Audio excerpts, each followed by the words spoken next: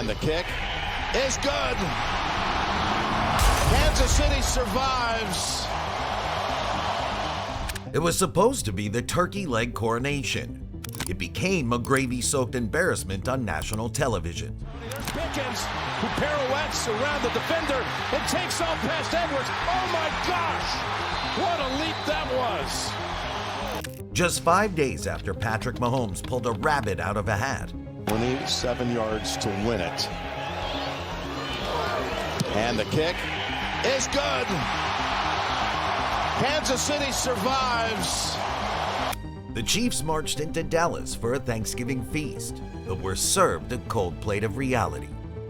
Cowboys 31, Chiefs 28 doesn't tell the full story. The story is the sideline grimace, the fumble, and the real possibility that the Chiefs dynasty is done. So the team that can't lose this week are the Chiefs, because if they lose this week, they're not making it. But if Houston loses, they can still get in. Their schedule's easy too. The Kansas City Chiefs were 6-6. Let that sink in. The inevitable Thanos-like dynasty that terrorized the NFL for half a decade was sitting at 500, looking up at the Denver Broncos and Los Angeles Chargers. Instead of being King Mahomes, he's now limping. Instead of the question being how many rings, it's, is Patrick's knee the single thread that finally unravels the sweater? Yet to truly appreciate the agony of this moment, I must go back to the crime scene of the past. Make it an 11-point lead. And good. Week 12. No bright lights, no prime time. Backfield. Here's the handoff. Hunt up and over for the touchdown. And Kareem has a touchdown for the fourth straight game. If you make it. Mahomes got it to Rice. The Chiefs were down 20-9 in the fourth quarter. Looked over. Then Mahomes did what Mahomes does. He turned into a video game glitch, specifically that Madden 2004 Michael Vick kind of energy. Takes off. He's on the run. The 30, the 20, and He threw for 352 yards, leading a frantic 11-point rally to force overtime.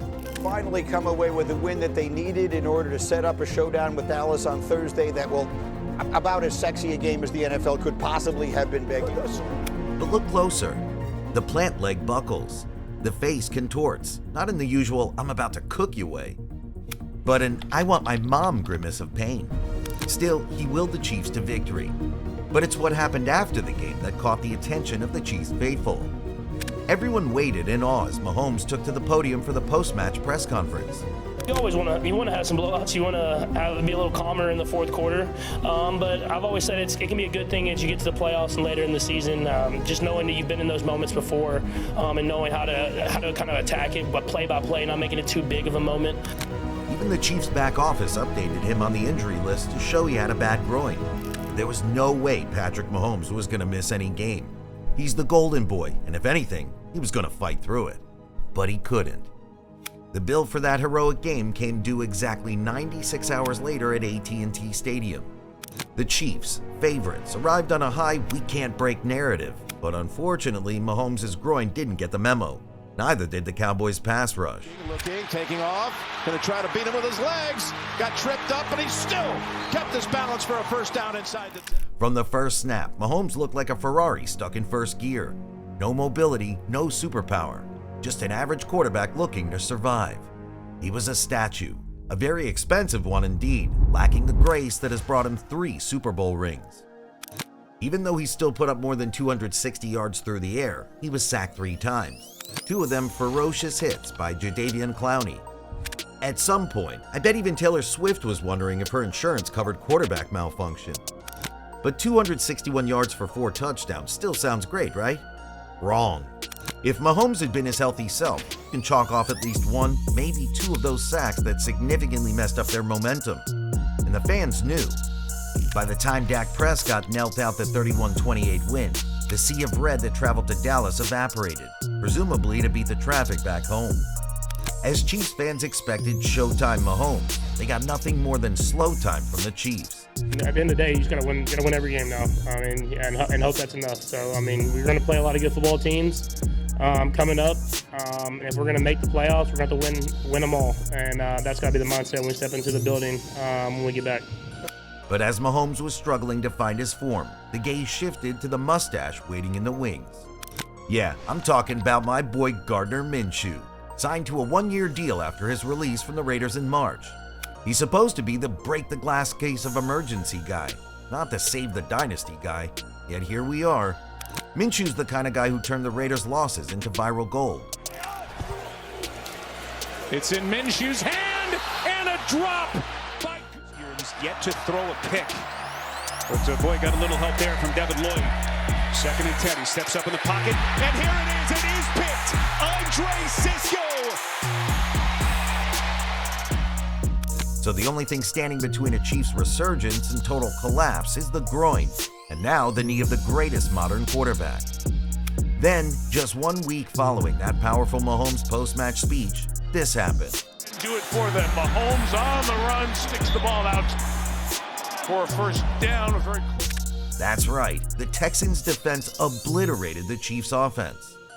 Mahomes couldn't stand up long enough to get past 200 yards, something he'd call a slow day in most situations.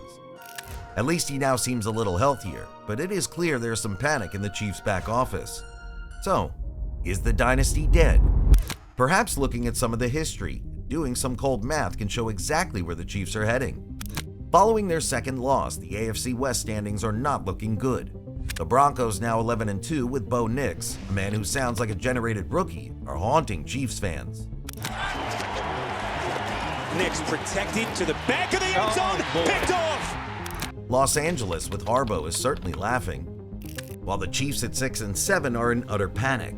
At least they won't fall to the bottom given the horrific season of the Raiders. Following the late win over the Colts, they were still at a 99% possibility of making the playoffs. This dropped to just 45% after the Turkey Day slaughter. Now with the loss against the Titans, it's at a meager 15%. Yeah, Kansas City will need some kind of miracle if they're going to bring Mahomes' ring number 4. But if there's one man who can bring the Chiefs back to the top and scrape to the wild card, it is Patrick Mahomes. Now, as a Chiefs fan, you might want to reach for your remote and just turn off the season. But wait, there's a horror movie, and the monster always gets up for one final scare. Just look at the names: Travis Kelce, Chris Jones, and Isaiah Pacheco, all guys that have proven to have what it takes. Just looking at 2025 so far, we have a second quarter moment of brilliance from Mahomes to beat the Ravens. Mahomes getting chased and getting dragged down. Big time play right there. And not to mention that brilliant comeback that stunned Indianapolis and basically kept the Chiefs season alive. They've pulled off a few zombie resurrections already, but after that high against Indy, it feels like they're running on empty. So, did the Chiefs have what it takes to once again rise to the top and perhaps squeeze into a wildcard slot? We listen to Mahomes each week. He says things like, "We'll be ready, we're fine." But the tapes don't lie. Now the schedule's turned into more of a WWE gauntlet match lined with barbed wire and broken glass. The Chiefs are 6-7 as of this video. Here's what remains. December 14 versus the Chargers. A must-win. Lose this and you're looking at 6-8. You know what that gets you? A nice view of the draft from the couch. December 21st versus the Titans. It's the classic trap game. Cold, miserable, and on the road. It's the kind of game where a close 9-6 loss is really not out of the ordinary. Then there's Christmas Day versus the Broncos. Bo Nix versus Mahomes. I'm pretty sure Denver will go all out to win at Arrowhead. If they do, they don't just win the division. They exercise a decade of demons, cancel Christmas in Kansas City. I know they also have the Raiders left, but if they're 6-10 heading into that game, it's basically a dead rubber. So, what are the options? There are 3 possibilities. First, Mahomes continues to play on one leg. We see the same devastating errors we witnessed against Houston. Maybe Andy Reid forces Mahomes to sit for 2 weeks, and we're left with Minshew mania. He throws for 400 yards, grows a mullet, and wins the Viral Fame Award. Maybe we start questioning reality as well, and wonder if aliens really exist. Finally, there's zombie mode. Mahomes channels that 2022 playoff energy. He drags the corpse of the roster through the fire. Kansas City destroys LA. They knock off the Titans and give Bo Nix and his Broncos something to think about if they meet later in the playoffs. Let's just say they finish the season 10-7. By some miracle, Mahomes goes on to win the Super Bowl. So, what have we got? One groin, one dynasty, 4 weeks left. From the highs of defeating the Colts to being the turkey served in Dallas and 3 interceptions against Houston. Choose your fate, Chiefs Kingdom. Thank you for watching, and see you next time. Mahomes stepping up, going middle, Rice dropped it.